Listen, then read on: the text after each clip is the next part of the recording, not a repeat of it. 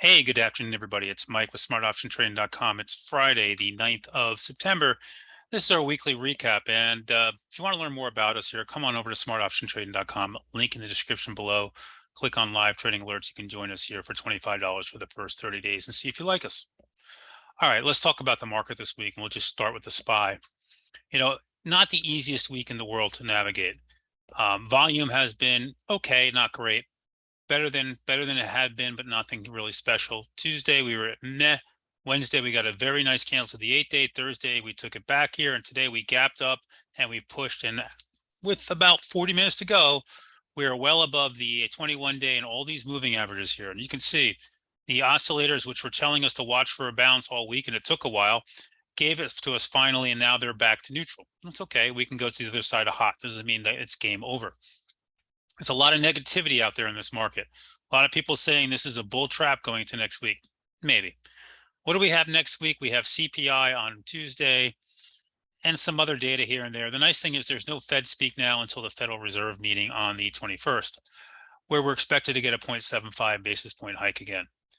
The next area to watch up here is right around this 411. That's resistance 1. And if you get above that, then look for this gap up here at 419.71.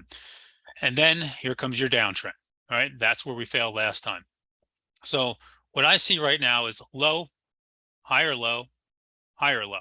We'll see if these hold, right? So we'll keep an eye on this to see if these hold. The Qs, not quite as strong to the right. Okay, came in to the 21-day, hasn't pushed above it. The IWM, which had a very strong day above the 21-day as well. What led this week? The banks. The banks had a strong 3-day push, helped keep the markets up pushing. And then you had names like Tesla. Tesla, a big 4 days. Mary, we talked about this trying to break the 50-day last weekend on charts. 3 days in a row, it went below it and came back above it. And then now it's taken off and it's taken back to 200-day. And here it is knocking on 300. 302 is your next level. And then up here at 315. So, everybody wants to be bearish, but there's some bullishness in this market. Amazon had a decent week back above the 21-day here, pushing. Microsoft still not so good. Apple still kind of lollygagging around here, couldn't get above the 8-day. Meta a little bit stronger back above the 50-day here, had a decent week. Here's your downtrend. We're going to watch that as we come into next week. But overall, it's been a strong week in the markets. The semis remain NVIDIA got into that gap but couldn't get through the 8-day, and AMD is above the 8-day, and this is one we'll keep an eye on next week.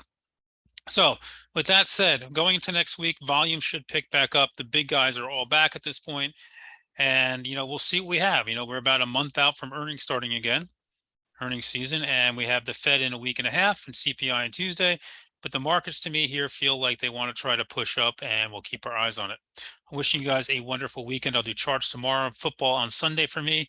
Have a great weekend, everybody. Catch you guys bright and early in the room on Monday morning.